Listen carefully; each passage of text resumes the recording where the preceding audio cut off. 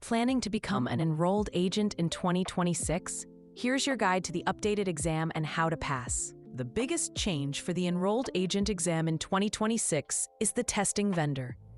The IRS has replaced Prometric with PSI services. This transition, effective March 1st, 2026, brings a major new option for U.S. candidates: remote online proctoring, available at no extra cost. The fee has also been updated to $317 per part. It's crucial to disregard outdated information you might find online about old fees, scoring, or Prometric delivery. For 2026 and beyond, the path runs through PSI. Let's break down the exam format. Each of the 3 parts contains 100 multiple-choice questions, but your score is based on only 85 of them. The other 15 are unscored, experimental questions used for future exams. You have 3.5 hours of testing time per part. Your performance is converted to a scaled score ranging from 200 to 800, and you need a score of 500 or higher to pass. This scaling method ensures fairness by adjusting for the difficulty of your specific question set. The exam is divided into 3 distinct parts.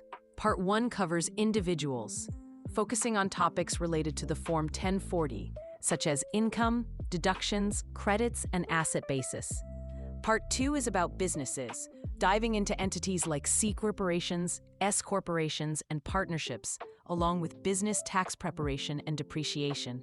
Finally, Part 3 covers representation, practices, and procedures. This part is less about calculation and more about the rules and ethics governed by Circular 230, preparer penalties, and representing clients before the IRS. One of the best things about the enrolled agent path is its accessibility. You don't need a college degree or any specific work experience to sit for the exam. The main requirement is a valid preparer tax identification number, or PTIN, from the IRS. Once you've passed all 3 exam parts, the process is straightforward.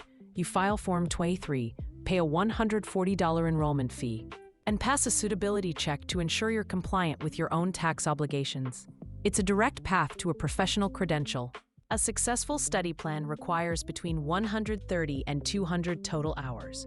Most candidates tackle the parts in order: individuals first, then the more complex businesses part, and finally the conceptual representation part. Your study should be anchored on the official IRS content outlines, as they dictate the exam's focus. Make sure you drill calculations like depreciation and basis until they become second nature. Most importantly, use mixed, timed practice exams early in your prep. This builds the critical skill of identifying the topic being tested, just like the real exam. So why pursue the enrolled agent credential? It grants you unlimited representation rights, meaning you have the same authority as a CPA or tax attorney to represent any taxpayer before any IRS office. Because it's a federal credential, it's recognized in all 50 states, offering incredible career flexibility. Compared to other advanced credentials, the EA path is often faster and significantly more affordable, with no degree requirement. It's a powerful qualification that opens doors to a stable, in-demand career in the world of tax. Ready to take the next step? Don't wait. You can start your journey to becoming an enrolled agent today, for free. Visit Open Exam Prep to access hundreds of practice questions that mirror the real exam, a complete study guide, and an AI tutor that explains every answer.